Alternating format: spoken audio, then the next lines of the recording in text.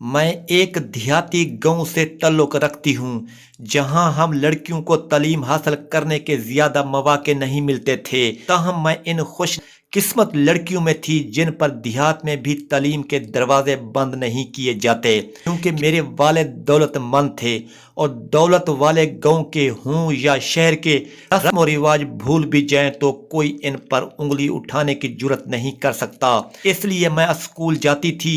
इन दिनों हमारे देहात के अक्सर स्कूलों में लड़के और लड़कियां इस वजह से साथ पढ़ते थे कि हुकूमत पर एक छोटी आबादी के लिए अलग अलग स्कूल बनाकर और उसमें स्टाफ रखने से अखराजात का बोझ बढ़ जाता था। लिहाजा एक स्कूल से ही छोटे देहातों में काम चला लिया जाता था। यूं तालीम का इंतज़ाम लड़कों और लड़कियों के लिए मुश्तरका होता था। हमारे स्कूल में भी लड़कियों के लिए अलहदा स्कूल नहीं था, लड़के लड़कियां साथ पढ़ते थे। मेरे साथ एक लड़का पढ़ता था जिसका नाम मुनीर था।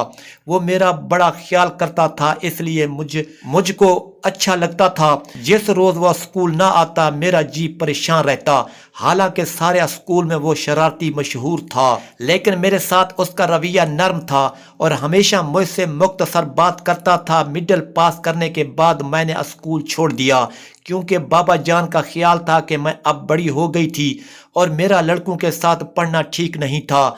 बताती चलूं कि हमारा स्कूल मैट्रिक तक कर दिया गया था। 2 साल बाद मेरी बहन इसी स्कूल में पढ़ने जाने लगी।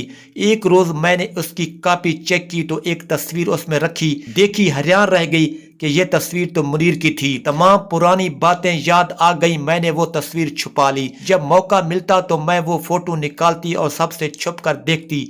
मैं देखती रहती। उसके जहन में इधर उधर के ख्यालात का घर कर जाना गैर फितरी बात तो नहीं। मैं भी तसव्वुर में चुपके चुपके मुनीर को चाहने लगी, ये सोचे बगैर कि वो कभी मुझे मिलेगा भी या नहीं। एक दिन छोटी बहन ने मुझे कहा कि आपी मेरी कापियों से कोई तस्वीर तो नहीं मिली। मैंने पूछा किसकी? वो बोली एक लड़की मेरी क्लास में पढ़ती है, उसके भाई की थी। वो हर रोज़ मुझसे मांगती है क्योंकि उसके भाई ने मैट्रिक का इम्तिहान देना है और ये फ़ोटो उसने बोर्ड में फार्म पर लगा कर भेजनी है। अच्छा, मैं तलाश करूंगी। मैंने जवाब दिया, तलाश क्या करनी थी, तस्वीर तो मेरे दिल में लगी थी। खैर, सुबह मैंने मुनीर की तस्वीर सादिया को वापस कर दी। एक दिन मैं सादिया से कोई सवाल पूछ रही थी, उसने जवाब सही न दिया तो मैंने उसे खूब डांटा कि तुम तवज्जो से पढ़ती नहीं हो, तभी तुमको सवाल का जवाब नहीं आता। इस पर वो कहने लगी, ठहरो आपी, मैं अभी सवाल समझ कर आती हूँ। वो गई। वो तकरीबन आधे घंटे में वापस आ गई। कहाँ से समझ कर आई हो? मैंने पूछा तो उसने बताया कि जिस लड़के का फ़ोटो आपने तलाश करके दिया था वो अपने मामू के घर आया हुआ है। आयशा के हाँ, आयशा मुनीर की मामू ज़ात थी जिसका घर हमारे घर के पास ही था। मैं बड़ी खुशी हुई थी कि जो मेरे तसव्वुरात में बसा हुआ था मैं उसे देख सकूंगी। एक रोज़ अपने घर के बरामदे में बैठी थी कि सामने से एक लड़का गुजरा। हमारी ज़मीनें घर के साथ ही शुरू हो जाती थीं। तब इनमें गंदम की फसल लगी हुई थी। दर खुला हुआ था। मैं बरामदे से फसल को देख रही थी। तभी मैं उठकर बाहर गई और उस लड़के को पुकारा, ठहरो, कौन हो तुम? तुम्हें ख्याल नहीं कि तुमने गंदम की बालियां अपने कदमों से रोंद कर ख़राब कर दी? उसने मुझे मुड़कर देखा तो मैं हैरान रह गई। वो मुनीर था और अपने मामू के घर की तरफ जा रहा था। उसने मेरी बात का जवाब दिया कि मैं तुम्हारी शिकायत के जवाब में अपनी माँ को तुम्हारे घर भेजूंगा। 8वीं पास लड़की जो 2 साल तक घर ही हमारे घर मेहमान आए, ये ख़वातीन मेरा रिश्ता मांगने आई थीं, मगर अम्मी ने इनको मना कर दिया और वालिदैन ने मेरी शादी की बात एक और जगह चला दी, सिर्फ इसलिए कि वो दौलतमंद थे। हालांकि वो शख्स पहले से शादीशुदा और काफ़ी उम्र का था। जब मुझे पता चला कि मुनीर का रिश्ता वालिदैन ने ठुकरा दिया है, मैं बहुत रोई और सादिया से कहा कि अपने कज़न से कहो कि वो एक बार मुझसे ज़रूर मिले। पैगाम मिलते ही वो आ गया। मैं उसके साथ बरामदे में बातें करने लगी। उसे बताया कि मेरा रिश्ता एक उम्र रसीदा शादीशुदा शख्स से ہو رہا ہے صرف اس لیے کہ وہ زمیندار بڑا ہے اور دولت مند ہے، مگر میں وہاں شادی نہیں کرنا چاہتی، مر جاؤں گی مگر وہاں شادی نہیں کروں گی۔ اس پر منیر کہنے لگا، میں تو تم کو اس وقت سے چاہتا ہوں جب تم میرے ساتھ اسکول میں پڑھتی تھی، اس لیے میں نے تمہارے گھر اپنی والدہ کو رشتے کے لیے بھجوایا تھا، مگر اب تو انکار ہو گیا ہے، کیا کریں، ہم بزرگوں سے لڑ کر تو اپنی بات نہیں منوا سکتے۔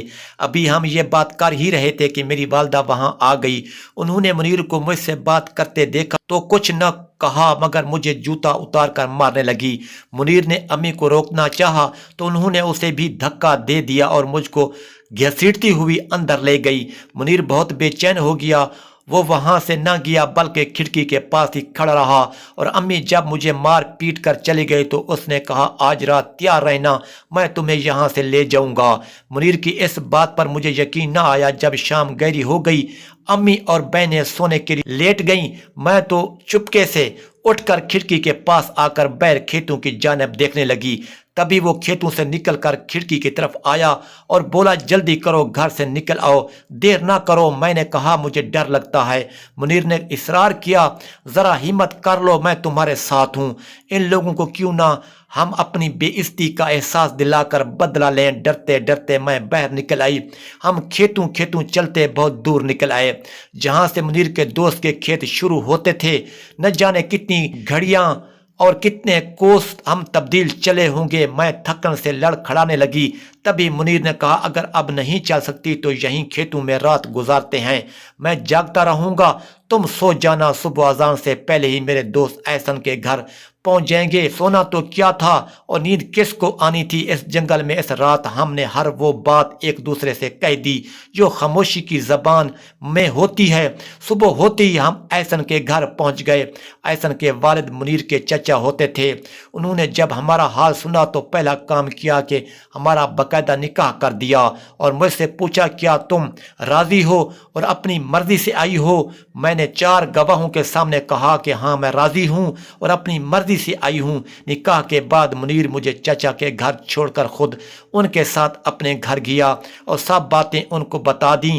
گھر والوں نے پہلے تو اسے خوب لان تان کی کہ تم نے ایسی حرکت کیوں کی۔ آخر 6 دن اس کے چچا کے گھر رہنے کے بعد منیر کے گھر والے مجھے اپنے گھر رکھنے پر راضی ہو گئے۔ چند دن سب نے اچھا سلوک کیا، مگر اس کے بعد آہستہ آہستہ نفرت ابھر کر سامنے آنے لگی۔ منیر کا روزگار نہ تھا، 2 افراد کا بوجھ اس کے بھائیوں اور بھابھیوں پر تھا، اس کا جیب خرچ بھی بند کر دیا گیا۔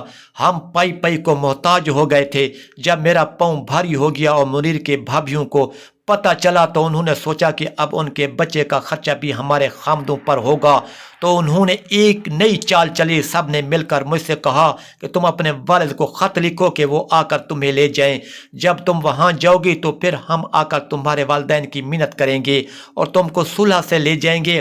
اس طرح تمہارے والدین کی جو سب کی ہوئی ہے اس کا ازالہ ہو جائے گا، تمہارے دل کو بھی سکون ملے گا اور دونوں گھرانوں میں دشمنی ختم ہو جائے گی۔ بہنیں بھی اپنے والدین کے لیے افسردہ تھیں، ذرا سا اخلاقی سہارا ملا تو راضی ہو گئی اور والد کو خط لکھ دیا۔ خط ملتے ہی بابا جان آ گئے۔ منیر کے گھر والوں سے بات ہوئی اور وہ مجھے اپنے گھر لے گئے۔ جب تو منیر کے گھر سے راضی خوشی روانہ ہوئی تھی کہ چلو سسرال والے بھی خوش اور والدین بھی راضی ہو جائیں گے، مگر یہاں آ کر پتہ چلا کہ اصل کھیل کیا تھا۔ ایسی میری مرمت ہوئی کہ میرا ماں بننے کا ارمان بھی مٹی میں مل گیا اور وقت سے پہلے ہی گود اجڑ گئی۔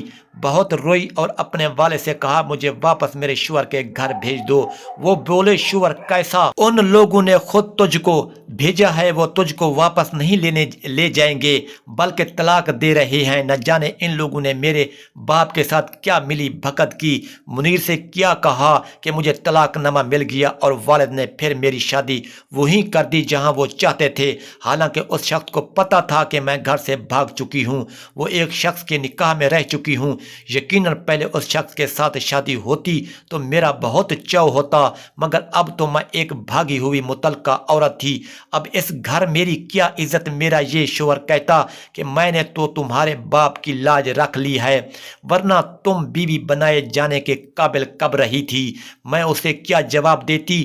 چپ رہتی؟ اتنے برس بیت گئے مگر ابھی تک چپ ہی ہوں۔ اے کاش کبھی مجھے ایک بار منیر مل جاتا تو میں اس سے پوچھتی کہ تم نے مجھے طلاق کیوں دی؟ میرا کیا قصور تھا؟ تم ہی نے مجھے گھر سے بھاگ چلنے کو کہا اور تم نے ہی بیچ منجھدار میں چھوڑ دیا۔ کیا یہی میرے ماں باپ سے بے عزتی کا بدلہ لیا تھا؟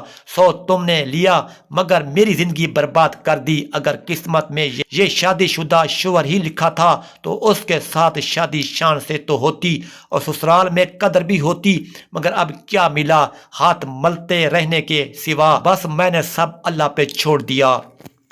اگر ویڈیو اچھی لگی ہو تو ہمارے چینل کو سبسکرائب کرنا نہ بھولیے اور جلدی سے ہمارے چینل کو سبسکرائب اور لائک کر دیجئے تاکہ ہر نئی آنے والی ویڈیو کا نوٹیفیکیشن آپ دوستوں تک بآسانی سے پہنچ سکے۔ شکریہ۔